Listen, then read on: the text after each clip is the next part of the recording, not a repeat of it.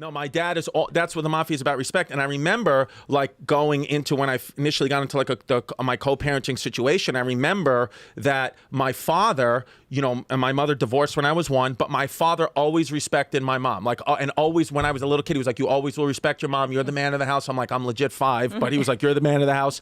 And so I remember one time my mother started dating this guy who was actually one of my friend's fathers. But anyway, he dumped my mom and started dating a woman who lived directly across the street, like my mom's boyfriend, and my mother was heartbroken. And my father used to come pick me up for like baseball practice or basketball practice, whatever, on Saturday mornings. And one time he comes upstairs and my mom was like sitting, looking out the window across the street to seeing if like her ex-boyfriend is going into this woman's house who lives across the street, and she was like crying, and I was playing video games in my room because I was just like a snotty teenager, and my father comes into my room. He goes, what's up? Why's your mother crying? And I'm like, well, that guy that she was dating, he dumped her, and now he's dating the woman across the street. And he was like, you gonna do something about that? Wow. I was like, I'm 14. Like, what do you want me to do about it? Like, I have psoriasis, I have proactive, I have wild acne. You want me to pop a pimple on his lip? I can't do anything, Dad. I'm a child.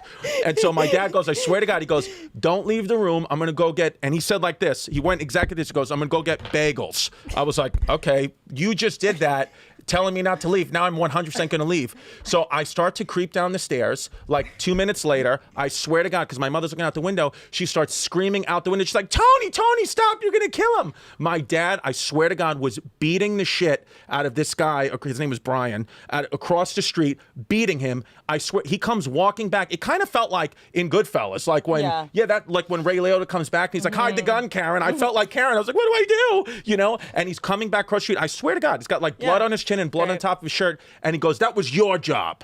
That was your job. And I'm like, again, Dad, I have psoriasis, and now it's flaring up because you've just tipped my emotions. So now I have an itchy spell. My mother's crying. My dad, and then you had all the tools you need to rip off your headgear and just fucking start stabbing a motherfucker. Yeah, but my dad, and then I remember we're leaving. We went to Staten Island, and then it wasn't until like 2 hours later, we're sitting in traffic on the Verrazano Bridge, which takes you from Brooklyn to Staten Island, and he's like, I shouldn't have done what I did back there, right? And I'm like, yeah, I know. Mom knows, the police know. We all know that was a bad move. He goes, well, I'm just saying, next time you have to protect your mother. Don't just be playing video games. You're playing fucking Sonic the Hedgehog while your mother's crying. He goes, never let another man have to step in and do that. You protect your women. And I'm like, okay.